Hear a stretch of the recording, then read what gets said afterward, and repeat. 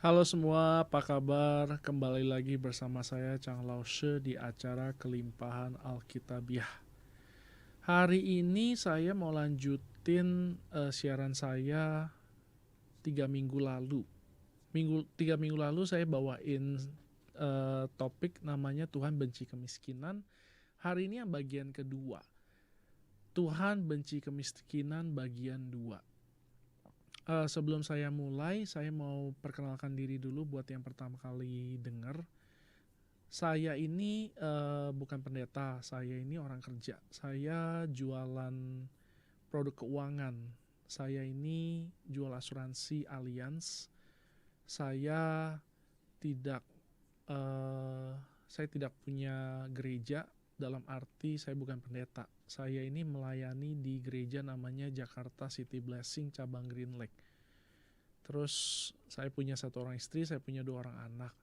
Anak saya yang kedua baru lahir sebulanan yang lalu. Puji Tuhan. Nah, hari ini saya mau lanjutin sharingnya. Kalau kita ngomongin kemiskinan itu biasanya orang itu eh, pikirnya ini mengenai nggak ada cukup buat makan. Saya tidak terlalu setuju dengan definisi itu. Jadi saya pernah cerita di siaran radio saya 3 minggu lalu itu.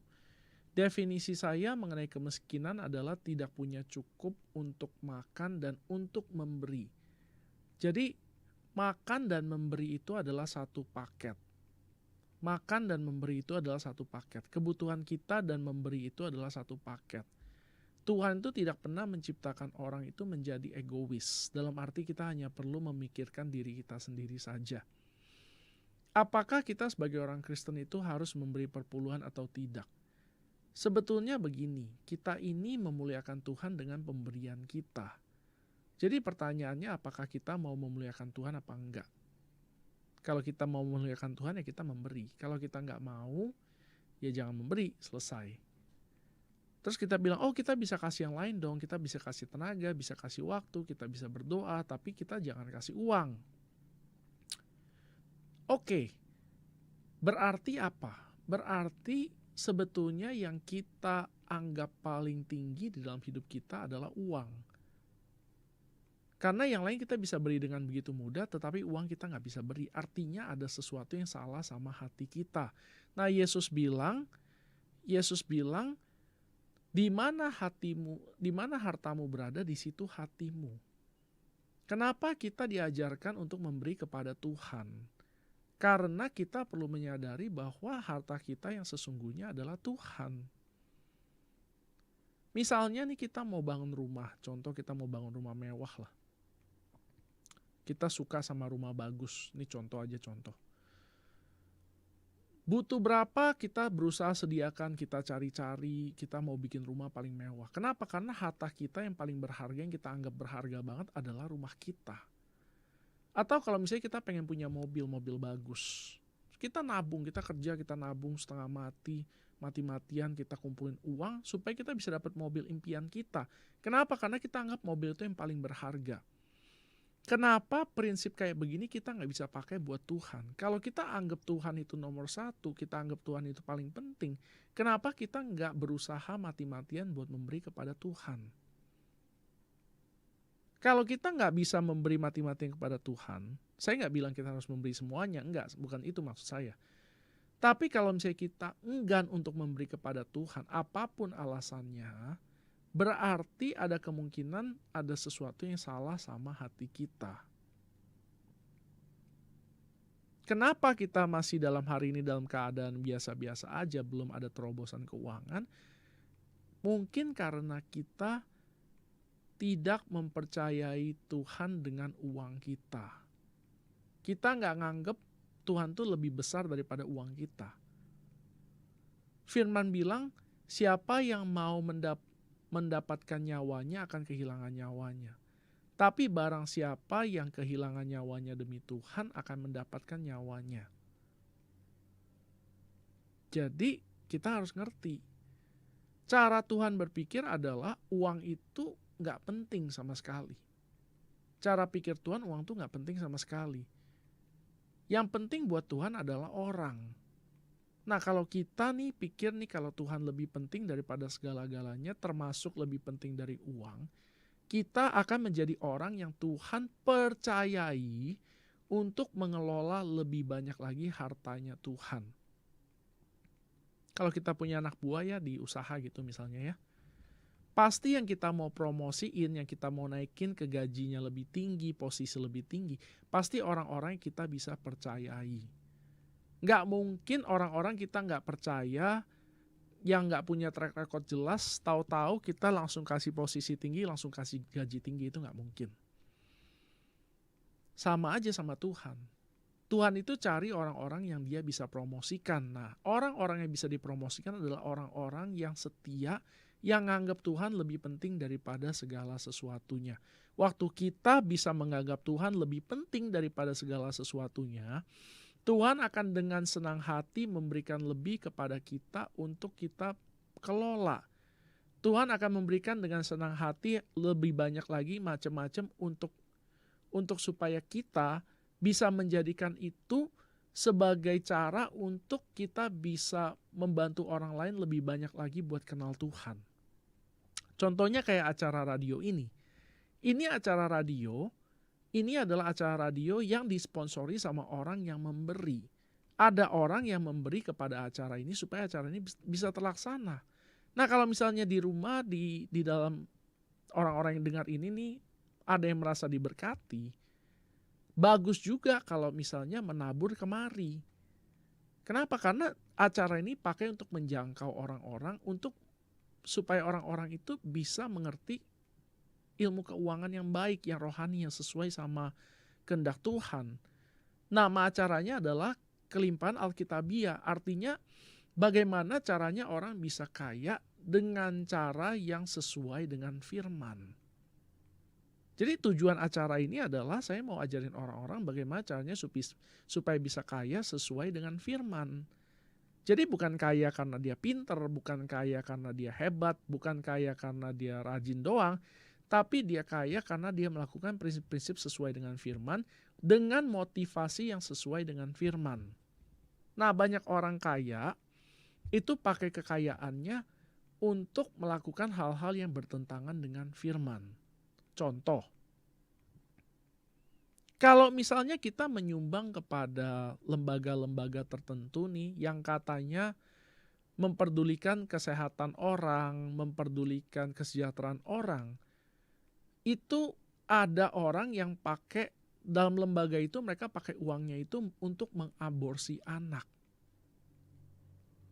Jadi apakah ini sesuatu yang bijaksana? Enggak. Bisa nggak orang makin sejahtera? Bisa.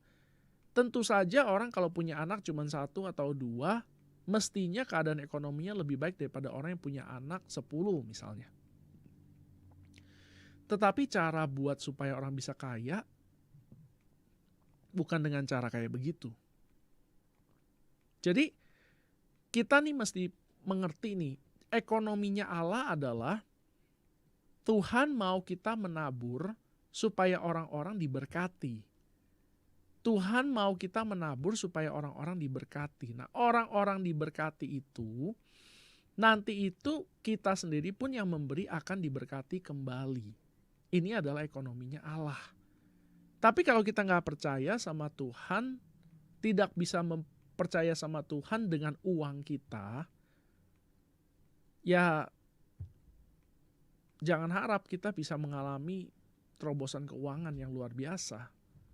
Tuhan bukan nggak mau memberkati kita loh. Kitanya nggak mau. Tapi waktu kita percaya sama Tuhan dalam hal keuangan, ya kita bisa ngelihat gitu ada terobosan di dalam keuangan. Nah, walaupun ini butuh waktu. Saya nggak bilang nih ya begitu kita lakukan sesuatu pasti langsung jalan terbuka. Nggak, saya nggak bilang gitu. Tetapi ada sesuatu yang Tuhan lakukan. Semakin kita percaya sama Tuhan, semakin Tuhan bisa bekerja di dalam hidup kita. Sekali lagi, ini pernyataan yang sangat penting. Semakin kita percaya sama Tuhan, semakin Tuhan bisa lakukan sesuatu di dalam hidup kita. Nah, ketika kita percaya sama Tuhan dengan uang kita, kita percayakan Tuhan dengan uang kita, semakin Tuhan bisa lakukan sesuatu kepada keadaan keuangan kita. Saya lanjut dulu topik kita hari ini. Yang tadi itu cuma introduction, pendahuluan. Jadi kemiskinan itu adalah suatu keadaan di mana orang itu nggak punya cukup buat makan dan untuk memberi. Masalahnya adalah sebetulnya kemiskinan itu bukan akar masalahnya. Kemiskinan itu bukan hal jasmani. Kemiskinan itu sebetulnya adalah soal mentalitas.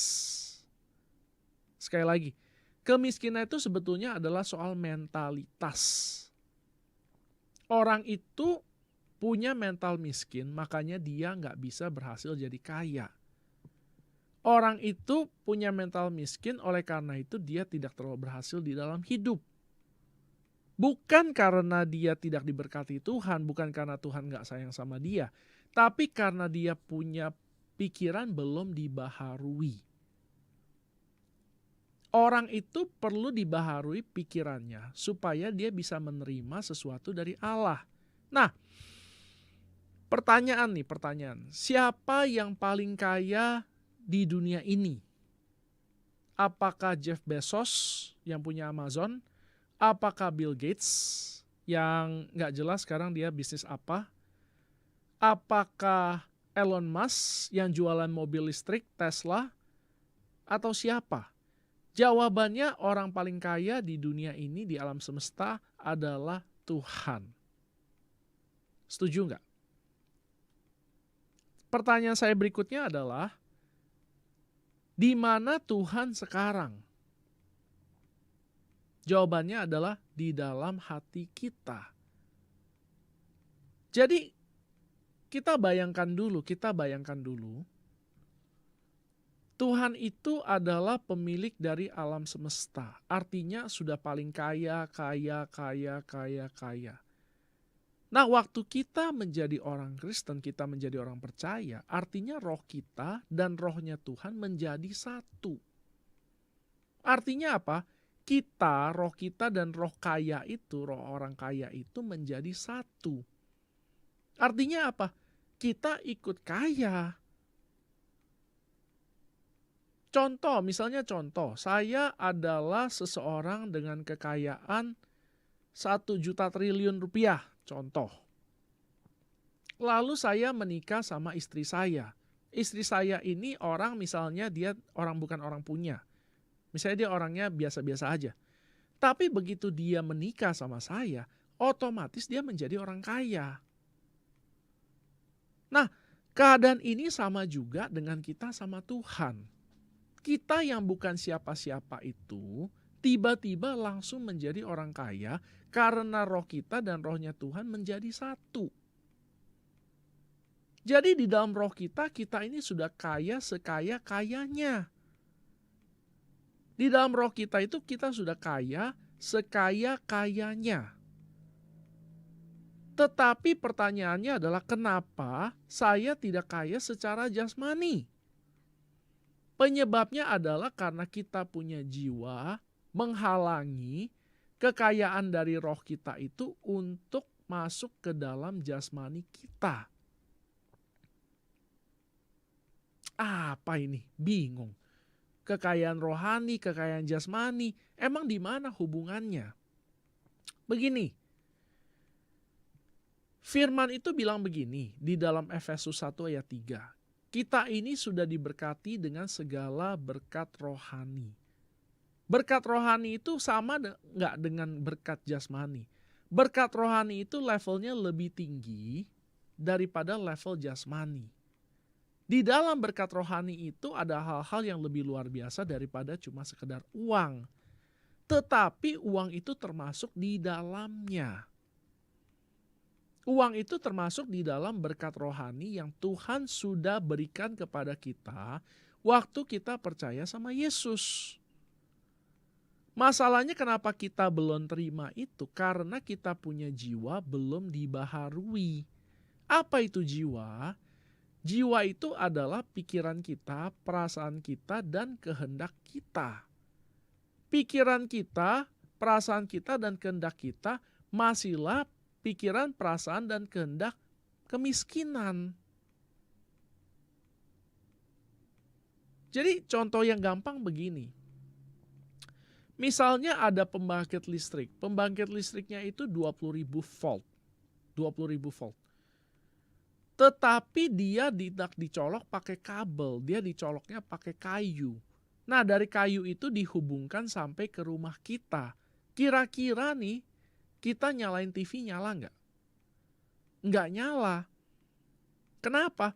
Karena penghantar listriknya itu tidak bisa menghantarkan listrik dengan baik. Tetapi kalau kita ganti jadi kabel tembaga, atau bahkan kita pakai perak, perak itu konduktor yang lebih bagus lagi daripada tembaga, itu dengan cepat listriknya itu bakal masuk ke dalam rumah kita, sehingga ketika kita menyalakan televisi atau AC atau kipas angin, itu pasti akan segera nyala. Nah, masalah kita pada umumnya adalah jiwa kita ini. Pikiran, perasaan, dan kehendak kita itu belum selaras dengan roh kita. Sehingga kita tidak menikmati berkat yang Tuhan sudah berikan ke dalam roh kita. Pikiran, perasaan, dan kehendak kita memainkan peran yang sangat vital untuk kita bisa menerima apa yang Tuhan sudah berikan sebetulnya ke dalam hidup kita. Sekali lagi saya mau tekankan bahwa kekayaan, kemiskinan ini sebetulnya adalah masalah mental. Mentalitasnya itu. Ada nggak orang yang kaya tapi mentalitasnya miskin? Ada, banyak. Dan mereka akan hidup menderita. Dan bukan nggak mungkin mereka yang kaya jadinya miskin. Karena mereka punya mentalitas salah. Apa sih sebetulnya mentalitas miskin itu? Ada banyak beberapa contoh.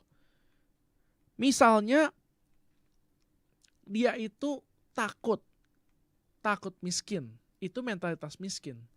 Dia merasa bahwa dia nggak akan pernah punya cukup uang.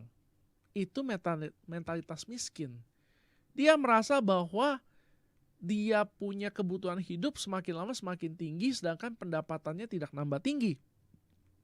Itu adalah mentalitas miskin. Mestinya dia kayak apa sih? Mestinya dia percaya bahwa dia itu sudah diberkati. Apapun yang dikerjakan akan berhasil. Mestinya itu yang dia percayai. Mestinya. Tapi kita bisa pilih buat nggak mau percaya kalau kita nggak mau. Kita lihat satu ayat ya, ayatnya menarik. Di Ayub 3 ayat 25. Ayub 3 ayat 25. Ini ceritanya itu si Ayub ya waktu itu sudah hilang semua hartanya, anak-anaknya pada mati, terus dia sakit, saking sakitnya sampai dia kalau mau garuk itu mesti pakai beling. Lalu dia bilang begini, karena yang kutakutkan itulah yang menimpa aku, dan yang kucemaskan itulah yang mendatangi aku. Di dalam hatinya Ayub, dia takut. Apa yang dia takutkan? Dia takut kehilangan segala sesuatunya. Ini namanya mentalitas miskin. Dia takut dia kehilangan semua yang baik itu. Ini namanya mentalitas miskin. Takut. Dia nggak percaya bahwa Tuhan itu baik, Tuhan itu sudah memberkati dia, Tuhan itu sudah memberikan apapun yang baik buat dia, dia takut. Nah, kenapa kita bisa gagal? Karena kita takut. Takut itu tidak pernah ada sebelumnya. Pertama kali takut itu datang, waktu Adam itu berbuat dosa. Sebelumnya nggak pernah dikatakan Adam itu takut. Jadi takut itu bukan emosi yang datang dari Allah. Takut, malu, bingung, cemas, itu semua bukan emosi yang datang dari Allah. Tuhan gak mau kita punya perasaan semacam itu. Tuhan nggak mau kita punya pikiran yang aneh-aneh, yang enggak-enggak. Ini semua bisa membuat kita menjadi tidak menikmati berkat yang Tuhan sudah kasih kepada kita. Tuhan itu mau supaya kita cukup berfokus sama Dia dan menikmati semua kebaikannya. Makanya di Mazmur dibilang, kecaplah dan lihatlah. Kebaikan Tuhan itu adalah sesuatu yang bisa kita rasakan. Tetapi kalau fokus kita sama hal-hal yang menakutkan terus, jangan heran kalau itu benar-benar terjadi. Suatu kali ada cerita. Ada satu orang dia kekurung di dalam freezer daging. Freezer daging tahu ya. Jadi daging itu dia ditaruh di satu tempat, namanya cold storage, itu dinginnya itu minus 20 derajat. Jadi sangat dingin. Orang kalau di dalam sana kalau kekurung dia udah pasti mati. Nah satu kali ada satu orang dia kekurung di sana, kayaknya ini cerita nyata nih. Terus besoknya ditemukan mati. Tapi penyebab kematiannya itu bukan karena mati beku, tapi karena mati takut. Dia takut. Nah, mentalitas miskin itu akan membunuh kita, membunuh kemakmuran yang Tuhan kasih. Tuhan tuh mau kita itu hidup makmur, berkelimpahan, bisa memberi, bisa makan dan bisa memberi. Tapi kita bunuh karena kita takut. Jadi jangan kita bunuh. Apalagi contohnya mentalitas miskin. Kalau kita pelit, kita nggak mau memberi, kita nggak mau tolong orang lain, kita nggak mau menyisihkan harta kita, itu namanya mentalitas miskin. Kenapa? Karena kita nggak yakin Tuhan itu akan menyediakan buat kita sehingga kita takut. Gimana ya kalau saya pakai duit ini lalu terjadi sesuatu? Saya butuh duitnya nanti bagaimana? Gimana kalau saya kasih pinjam kepada orang lalu orang ini nggak bayar? Bagaimana? Ini semua karena kita takut. Nah ini adalah mentalitas miskin. Kita merasa nanti saya tua, saya mau bergantung sama anak. Karena pikir, kalau saya udah tua, udah pastilah saya bakal susah. Ini adalah mentalitas miskin dan ini salah, gak sesuai sama firman. Tetapi ini yang kita pegang erat-erat di dalam jiwa kita. Pikiran kita memikirkan ini. Benak itu artinya kita punya alam bawah sadar, itu berpegang sama ini. Jangan heran ketika ini benar-benar terjadi. Karena ini yang sebetulnya disimpan dalam hati orang itu. Tetapi ketika kita di dalam hati kita simpan hal-hal yang baik, kita percaya Tuhan itu baik, Tuhan akan memberkati kita sudah berhasil, kita pasti bisa melakukan segala sesuatu karena Tuhan menyertai kita, ya kita akan berhasil. Orang itu hidupnya sepenuhnya ditentukan sama apa yang dia benar-benar percayai. Sekali lagi ini sangat penting.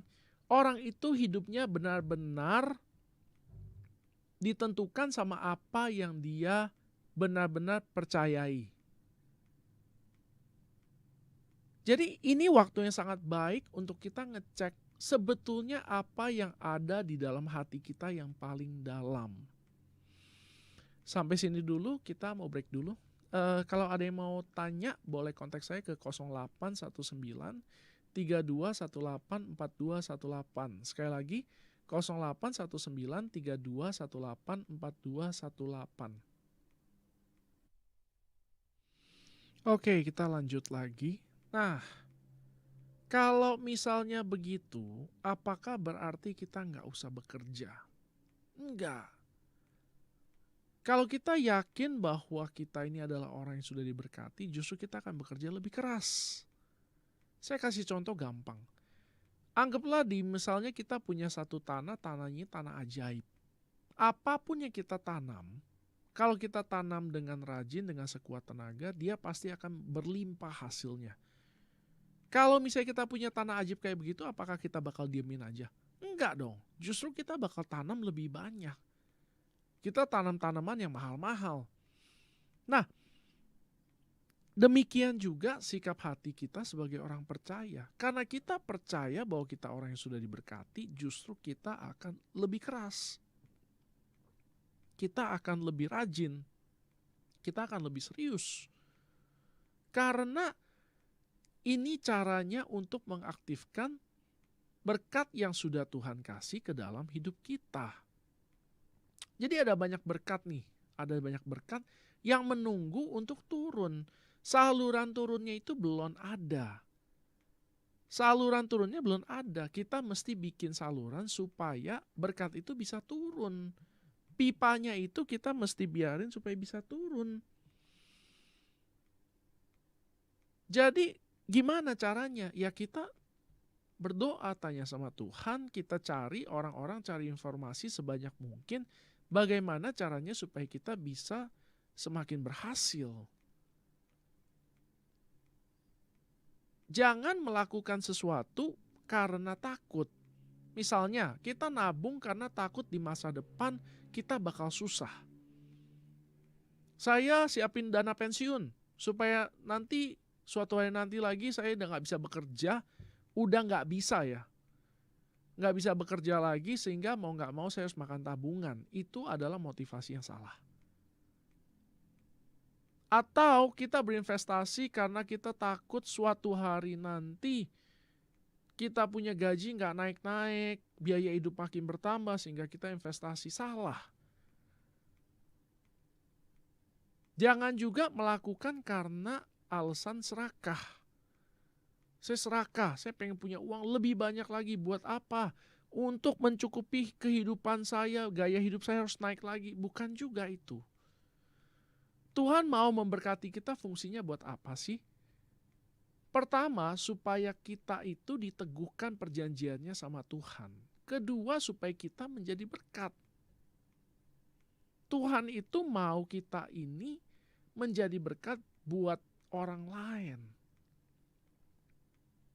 Gak ada cara lain nih. Kita ngomong nih ya, kita ngomong sama orang lain nih. Tuhan mengasihi kamu, oke. Tapi kalau orangnya gak punya duit buat makan, omongan kita mental.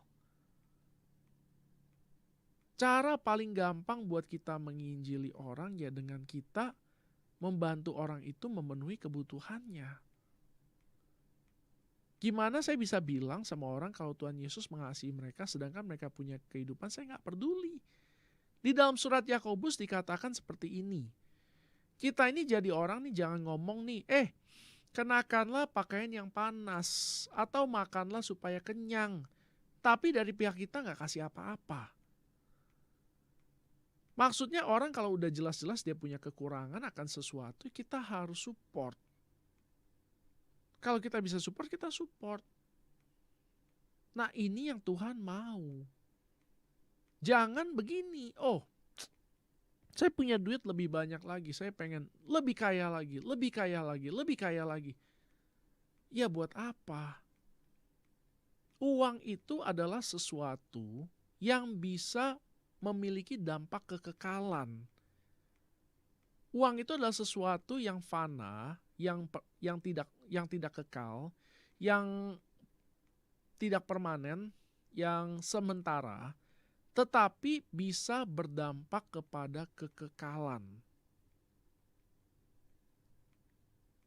Kalau misalnya kita nih memberi kepada dana misi dan ada orang-orang misionaris gitu yang kita kasih uang lalu mereka pergi memberitakan Injil, lalu ada orang-orang yang bertobat, kita sudah menabur kekekalan kepada orang-orang lain. Bayangkan betapa dahsyatnya kuasa uang. Uang itu bukan cuma sekedar kita beli rumah bagus, punya mobil keren, anak-anak sekolah di luar negeri, itu semua bagus, bukan gak boleh, boleh. Tapi kita bisa melakukan sesuatu yang jauh lebih hebat daripada semua itu. Kita bisa berkontribusi dalam kekekalannya seseorang. Pemberian kita bisa menentukan orang ini masuk neraka atau masuk surga. Dahsyat sekali makanya pemberian kita itu. Mungkin ada nih pendengar di radio saat ini belum pernah percaya Yesus dengar siaran ini tiba-tiba mau sama Yesus. Ini bisa terjadi. Dan ketika ini terjadi, berarti sponsor saya, orang yang sudah mendanai acara ini, sudah menabur ke dalam kekekalannya orang tersebut. Walaupun orangnya nggak kenal sama sponsor saya dan saya nggak kenal juga. Tapi ini bisa terjadi. Makanya kenapa perkara uang ini adalah perkara yang sangat serius dan sangat dahsyat. Milikilah mentalitas yang benar, jangan punya mentalitas miskin. Dan ketika kita punya mentalitas yang benar, kita sudah berhasil menjadi kaya, jangan uang itu dipakai untuk dihabiskan sebuah hawa nafsu kita doang. Pakailah untuk membangun kerajaan Allah. Ini yang Tuhan mau. Ini yang Tuhan mau.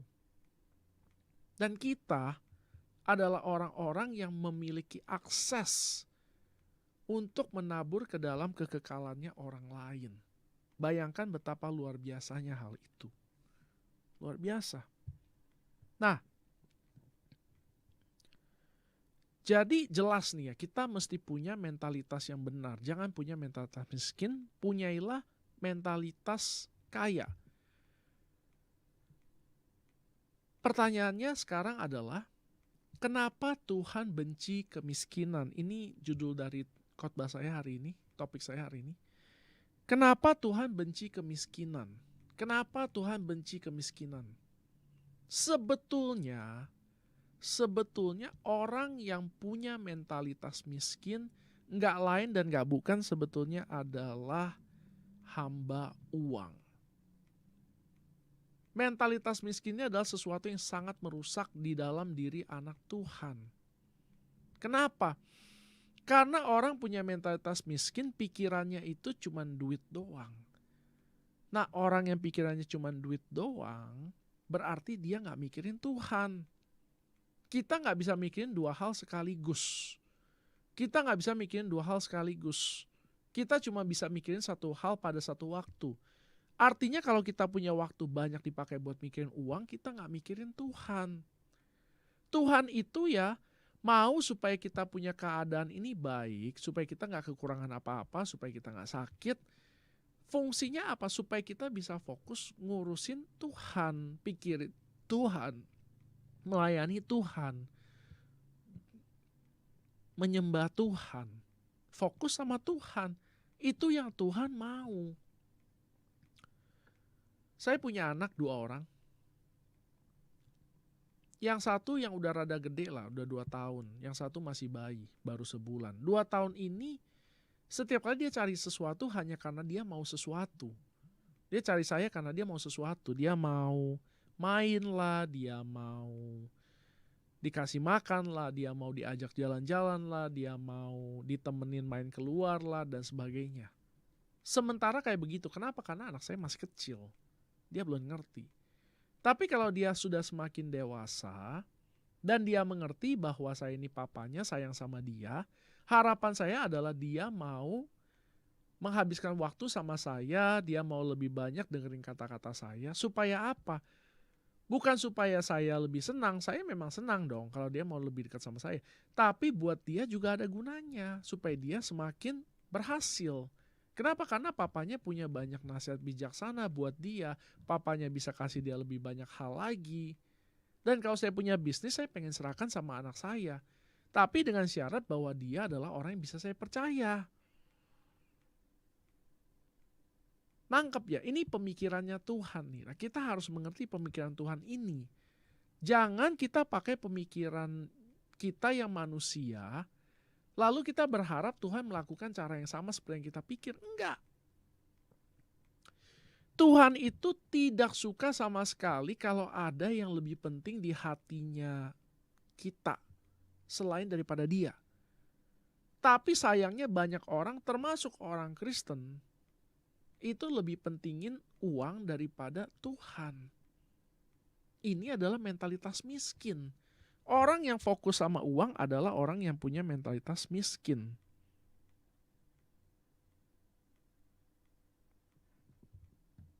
Orang yang pikirannya uang terus itu adalah orang yang punya mental miskin. Terus bagaimana dong? kita harus melatih pikiran kita. Kita harus melatih pikiran kita.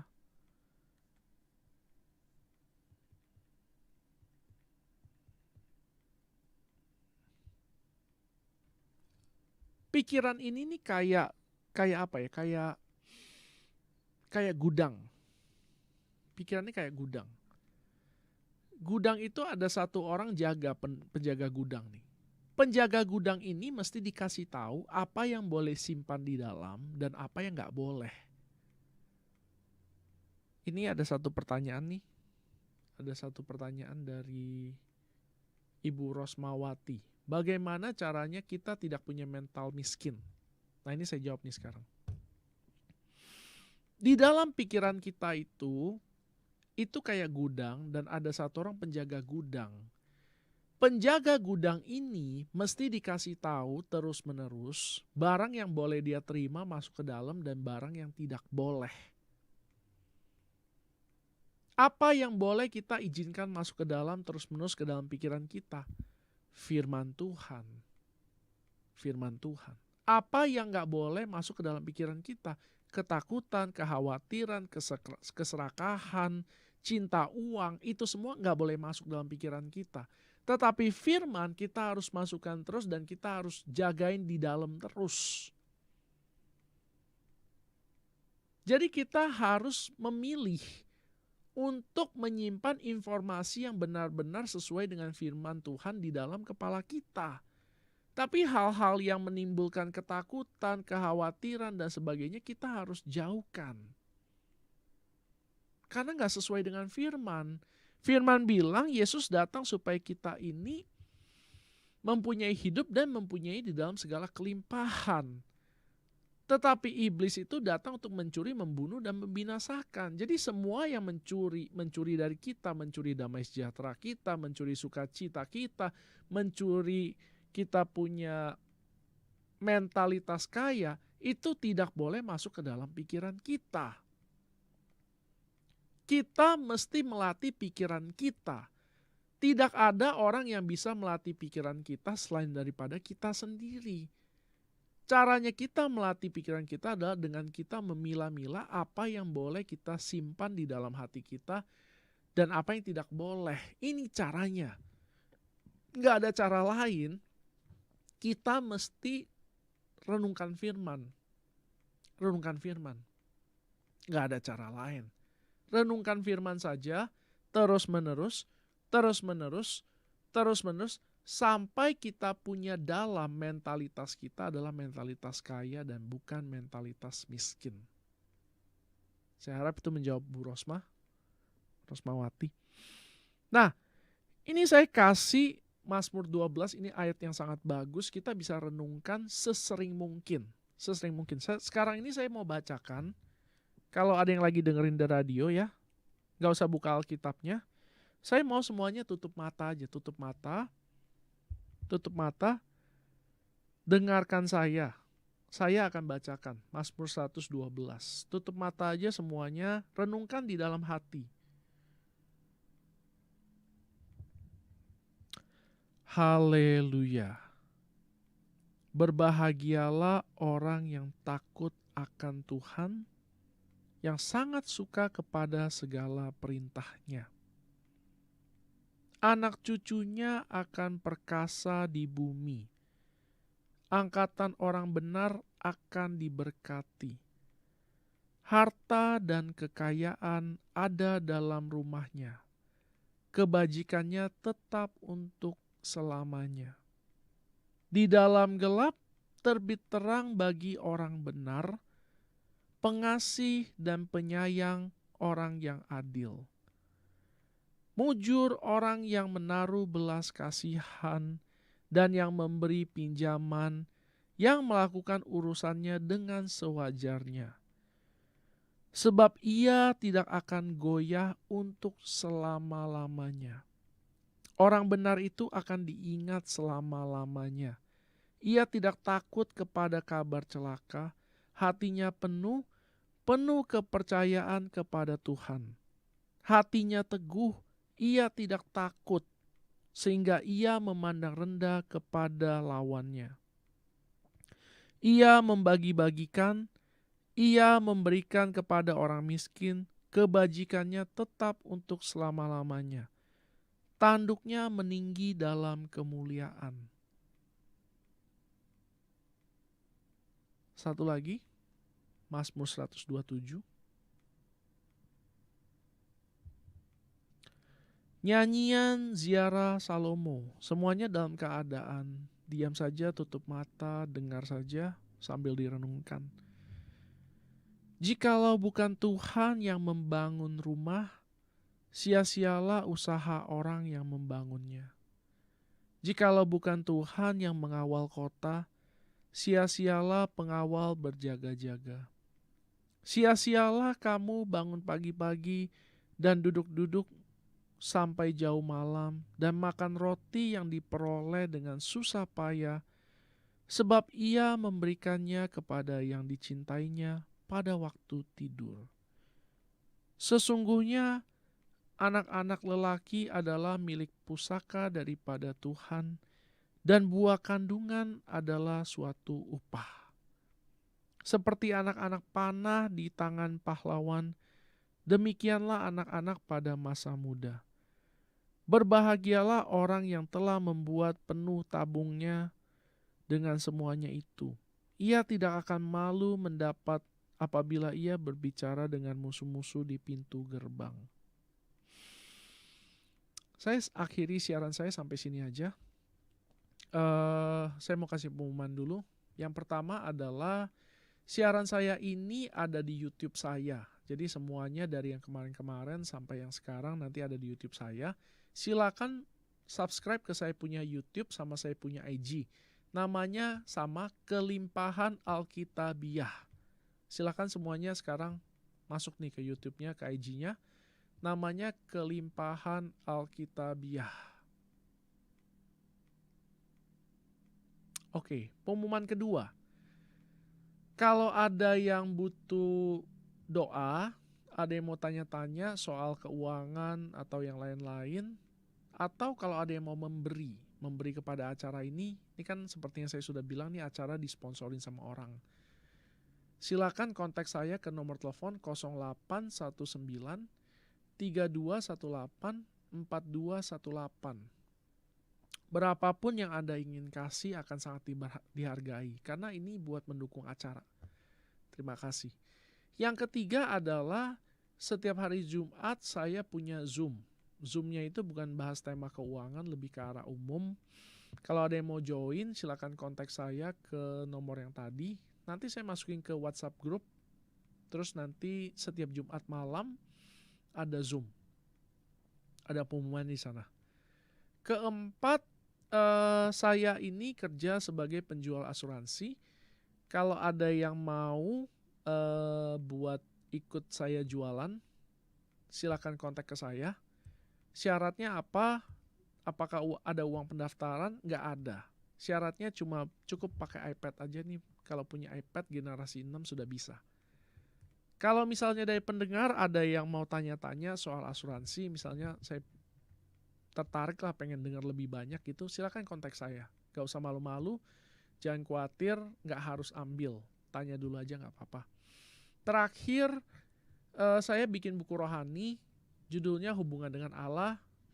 Harganya gratis, gak usah bayar, bentuknya PDF. Jadi kalau mau silakan WhatsApp saya, nanti saya kirimkan pakai WhatsApp. Itu aja dari saya. Shalom.